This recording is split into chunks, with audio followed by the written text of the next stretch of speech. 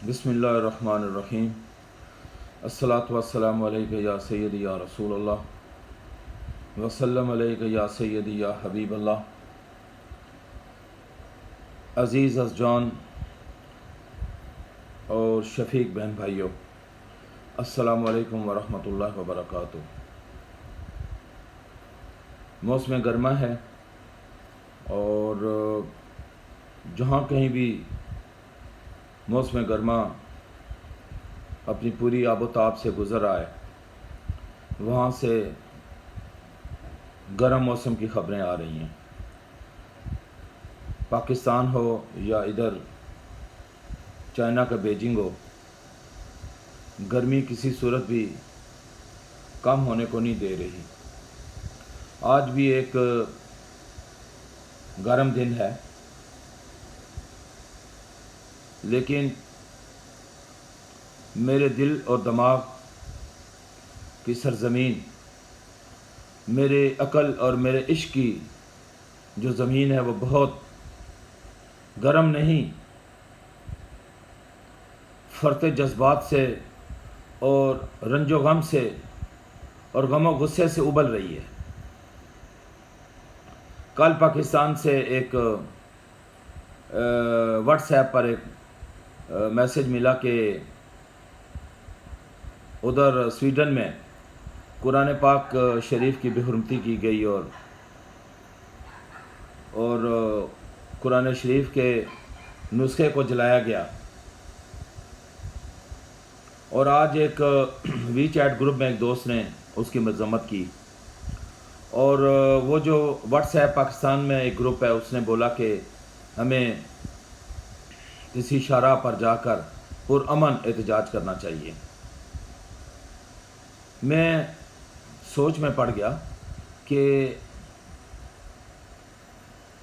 یہ جو آئے روز ہمارے شعراء اسلام اور ہماری مقدس کتاب اور پھر خصوصی طور پر ناموس رسالت اور ختم نبوت پر جو یہ سلسلہ تضحیک اور تحقیر اور گستاخیوں کا جو سلسلہ جاری ہے، یہ اگرچہ یہ بہت عرصے سے جاری ہے، اور میں تو یہ کہوں گا کہ صدیوں سے جاری ہے، لیکن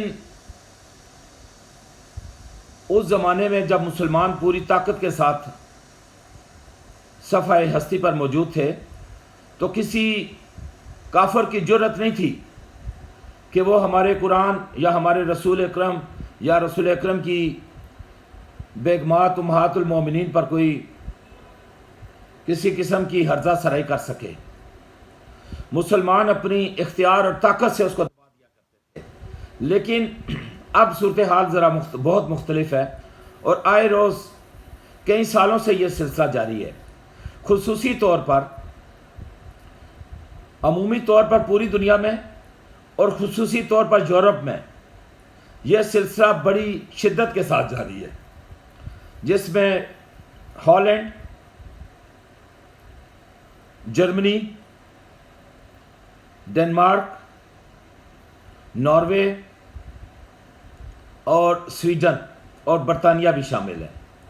امریکہ سے بھی گائے خبریں ملتی ہیں کہ وہاں مسلمانوں کے کبھی مسجدوں پر حملے ہوتے ہیں، کبھی چپکے سے مسلمانوں کا قتل کر دیا جاتا ہے، اور کبھی قرآن شریف کی بے حرمتی کی جاتی ہے۔ تو یہ سلسلہ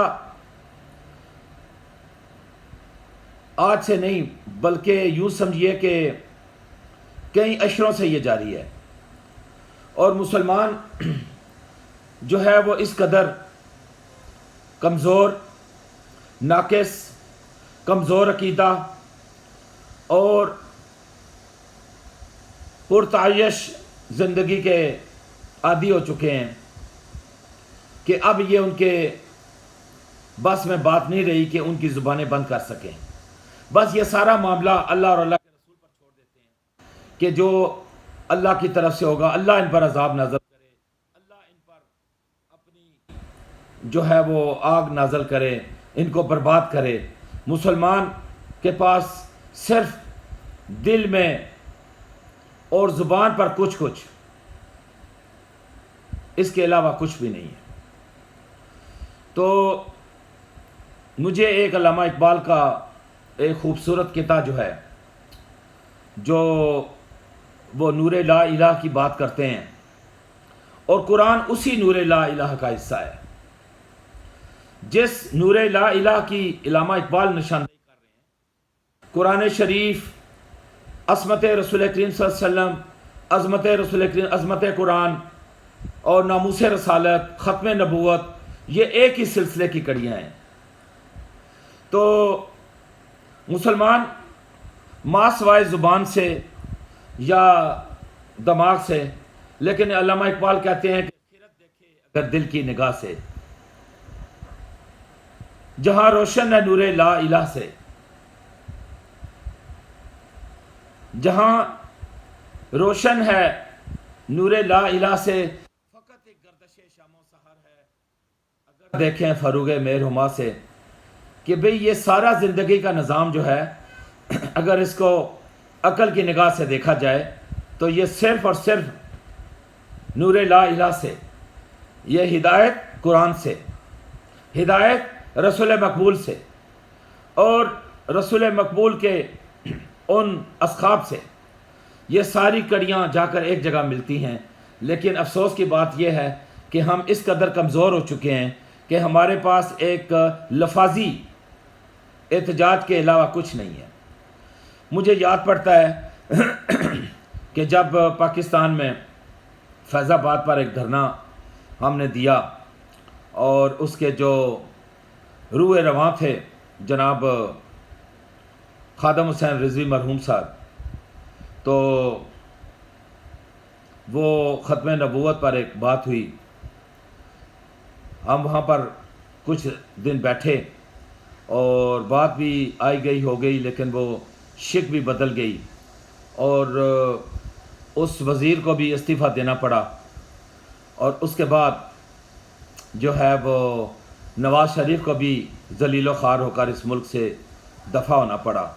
گو کہ اس کو جو اس کو کیے کی جو سزا ملی، وہ کوئی گناہ کوئی اور تھا اور جرم کچھ اور تھا، اور سزا کسی اور جرم میں مل گئی۔ خیر، اس کے بعد پھر ایک اور دھرنا ہوا جو فرانس میں رسول مقبول صلی اللہ علیہ وسلم کی بیگمات اور وہ مجھے کہنا چاہیے ملکائیں، دنیا اور آخرت کی ملکائیں، امہات المومنین، ان کی تضحیق کی گئی، خاکے بنائے گئے، اور وہ بڑی بڑی عمارات پر آویزاں کیے گئے۔ اس غم و غصے کے اظہار کے لیے احتجاج کے طور پر پھر ایک دھرنا ہوا، لیکن ہمارے ملک کے ان سرکاری کارندوں، درندوں اور ریاستی حکام نے مل ملا کر ملی جلی آؤ بھگت سے یہ معاملہ نپٹا دیا، اور جو رضوی صاحب تھے وہ واپس چلے گئے، اور یہ معاملہ 3 ماہ سے پھر اگلے 3 ماہ پر، اور پھر یہ سلسلہ ختم ہو گیا۔ اب میں پوچھنا چاہ رہا ہوں کہ پاکستان فرانس کے خلاف قدم کیوں، کسی قسم کا قدم کیوں اٹھاتا، اس کے سفیر کو ملک سے دفان کیوں کرتا؟ کیونکہ پاکستان کی جو ریاست ہے وہ تو خود مقروض تھی۔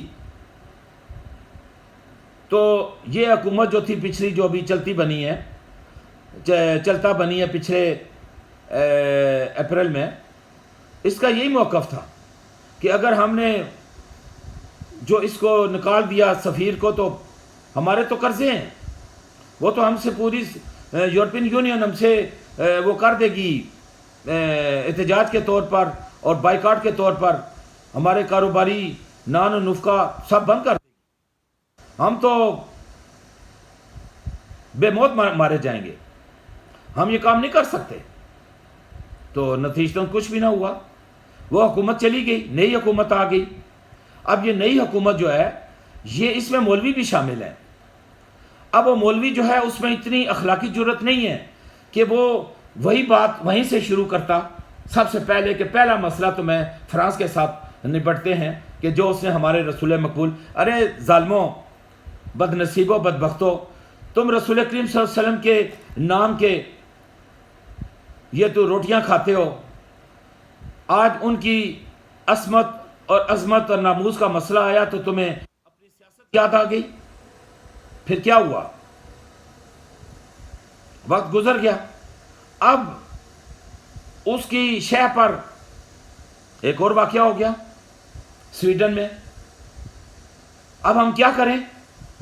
کدھر جائیں؟ کس کے آگے رونا روئیں؟ حکومت کے آگے کھڑے ہو جائیں، دھرنا دیں شارع دستور پر، ڈی چوک پر، ہم انہیں کہیں کہ فرانس کے جو سویڈن کا ہے اس احتجاج کے طور پر اس سفیر کو دفن کرو، یہ کر دیں گے؟ کبھی نہیں کریں گے۔ میرا یہ پیغام ہے ان لوگوں کے لیے جو پرامن احتجاج، وہ یہاں سے زبان سے کہہ دو کہ میں احتجاج کرتا ہوں، تمہیں شارع دستور پر، تمہیں شارع کشمیر پر جانے کی کوئی ضرورت نہیں، اور لوگوں کے گزرگاہوں کو رکاوٹیں کھڑی کرنے کی، ٹائر جلانے کی کوئی ضرورت نہیں۔ اس سے تمہارا وہ کام پورا نہیں ہوگا۔ اگر تم میں واقعتاً عشق مصطفیٰ ہے، قرآن کی محبت ہے، تو وہ لوگ جو سویڈن کے ساتھ بلا واسطہ منسلک ہیں، وہ احتجاج کے طور پر اس سے ترک تعلق کریں۔ کیا اتنا ان میں اخلاقی جذبہ اور اخلاقی طاقت ہے؟ اس کا جواب نفی میں ہے۔ کوئی وہ جو لوگ ہیں جو طلباء پڑھ رہے ہیں وہاں پر، اگر وہ احتجاج کے طور پر اپنے ملک میں واپس آ جائیں، وہ آئیں گے؟ نہیں آئیں گے۔ جو لوگ سویڈن کی ٹیکنالوجی، سویڈن کے جو استعمال کر رہے ہیں اس کے پارٹس، اسپیئر پارٹس، کیا وہ اسے ترک تعلق کریں گے؟ نہیں کریں گے۔ یہ صرف زبان کی حد تک محدود ہے۔ وہ زمانہ گزر گیا جب کفار کو اور ان گستاخوں کو گردن سے دبوچ لیا جاتا تھا۔ یہ وہ مسلمان نہیں ہیں، یہ وہ مسلمان نہیں ہے جو کسی طاقت پر کسی طاقت کے زور پر یہ کہہ سکیں کہ ہم آج سے احتجاج کے طور پر سویڈن کے سفیر کو ملک سے دفن کرتے ہیں۔ ان میں اخلاقی جرأت نہیں، ان میں سیاسی طاقت نہیں، یہ بکے ہوئے ٹٹو ہیں۔ یہ موجودہ حکومت ہو، گزشتہ حکومت ہو، اس سے پچھلی حکومت ہو، یا آنے والی کوئی حکومت ہو، یہ ان کے بس کی بات نہیں ہے۔ میرے عزیز جان بہن بھائی اور ساتھیوں، پھر اس کا حل کیا ہے؟ اس کا حل یہی ہے جو میں اس میں بتا چکا ہوں کہ وہ لوگ جو بلا واسطہ فرانس کے ساتھ اور سویڈن کے ساتھ، ہالینڈ کے ساتھ، میں بے شمار لوگوں کو جانتا ہوں جو سویڈن میں مقیم ہیں، جو ہالینڈ میں مقیم ہیں، جو سوئٹزرلینڈ میں مقیم ہیں، وہ اپنی عیاشیاں، اپنی سہولتیں قرآن کی خاطر، دین کی خاطر، رسول کریم کی خاطر ترک کرنے پر آمادہ ہوں گے؟ جواب نفی میں ہے۔ تو پھر بولنے اور بھونکنے کا مقصد سڑکیں بند کرنا، رکاوٹیں کھڑی کرنا، گزرگاہوں کو تکلیف پہنچانا، یہ کہاں کی دینداری ہے، یہ کہاں کی وفاداری ہے؟ تو اس لیے سڑکوں کو بند مت کریں، اور کسی قسم کی جو دھرنا، اگر اس دھرنے میں کوئی پر اثر ہو، یہ حیات و حکومتوں کو ہونا چاہیے۔ پاکستان ایک اسلامی سلطنت ہے، اسلام کے نام پر وجود میں آیا، لیکن پاکستان کی ریاست پر، اس سلطنت خداداد پر جو لوگ بیٹھے ہوئے ہیں، وہ کنجر ہیں، وہ بے ضمیر ہیں، اسلام کے ساتھ ان کا کوئی تعلق نہیں، عوام کے ساتھ، دین کے ساتھ، قرآن کے ساتھ اس کا کوئی تعلق نہیں۔ یہ ہماری عیاشیاں، ہماری سہل اندازیاں اور ہماری یہ جو پرتعیش زندگی ہے، یہ ہمیں کچھ نہیں کرنے دے گی۔ تو علامہ اقبال نے وہ پھر ایک دفعہ کہا کسی سے مخاطب ہو کے کہا، کہتا ہے تیرے صوفے ہیں افرنگی، تیرے صوفے ہیں افرنگی، تیرے قالین ہیں ایرانی، تو جن صوفوں پر تو آرام دہ صوفوں پر تو جو ہے وہ لطف اندوز ہوتا ہے، اور قالین وہ جو سلکی قالین ہے وہ کہتا ہے اس پر تو دیکھتا ہے، چلتا پھرتا ہے اور محظوظ ہوتا ہے، لہو مجھ کو رلاتی ہے، وہ کہتا ہے لہو مجھ کو رلاتی ہے جوانوں کی تن آسانی۔ تو وہ لوگ جو وہاں مقیم ہیں وہ دین کی خاطر، اسلام کی خاطر، قرآن کی خاطر اگر باہر نکل آئیں اور ان کی اشیاء کا بائیکاٹ کر دیں تو آپ کا کیا خیال ہے؟ اگر پاکستان بسم اللہ کرے اور پاکستان کی تقلید میں پھر ایران، ترکی، عرب دنیا، افریقی دنیا بائیکاٹ کر دے تو یہ مٹھی بھر یہ جو گستاخ ہیں یہ گھٹنے ٹیکنے پر مجبور ہو جائیں گے۔ تمام اسلامی دنیا سویڈن کے سفیر کو اپنے ملک سے دفان کرے اور اپنے سفیر کو وہاں سے بلا لے، پہلی جو پیش قدمی ہے۔ دوسری پیش قدمی کے طور پر تمام جو ان کی اشیاء ہیں، اشیاء خرد و نوش، اس کا اور تمام پرزاجات، ایکوپمنٹ، ڈیوائسز، پارٹس اینڈ پارٹیسپلس، اس کا بائیکاٹ کیا جائے، لین دین روک لیا جائے۔ پھر دیکھتے ہیں اللہ کی طرف سے جب ہم نے اللہ کی خاطر قدم پیشی کی تو اللہ ہمیں تنہا نہیں چھوڑیں گے، وہ بھی کوئی نہ کوئی طریقہ کار سوچیں گے۔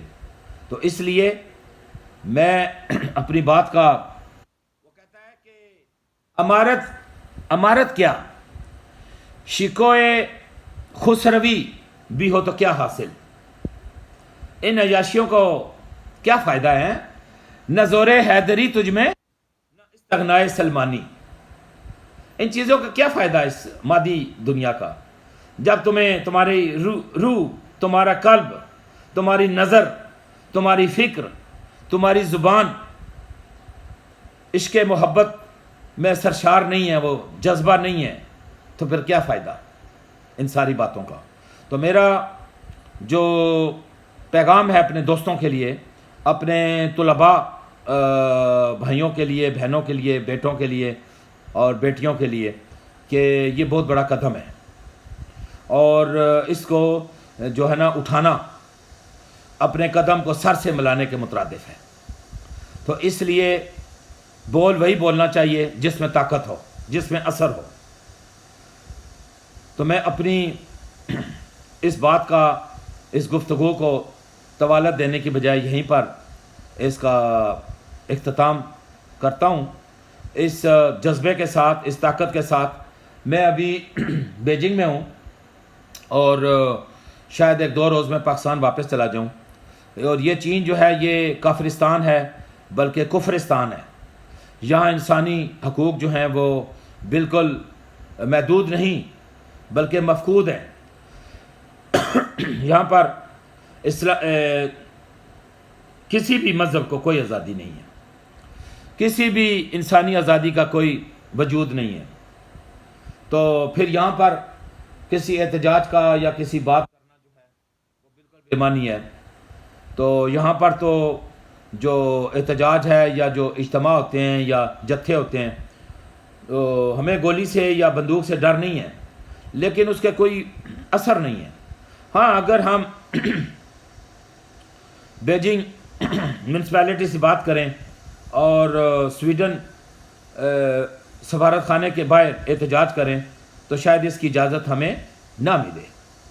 تو میں پاکستان جا کر کچھ طریقہ کار ایسے کروں گا انشاءاللہ کہ حکومتی کسی جگہ دھرنا یا احتجاج یا خط لکھوں گا، فوری طور پر فارن افیئرس کو خط لکھوں گا اور وہیں پر شاید یہ پروگرام میں کروں، اور کچھ لوگوں کو اکٹھا کیے بغیر تو شاید میری آواز ان تک پہنچ سکے۔ میں اس بات کا یہیں پر درود شریف کے ساتھ اجازت چاہوں گا۔ الصلاۃ والسلام علیکہ یا سیدی یا رسول اللہ وعلی آلہ و صحبہ یا سیدی یا حبیب اللہ۔ السلام علیکم ورحمۃ اللہ وبرکاتہ۔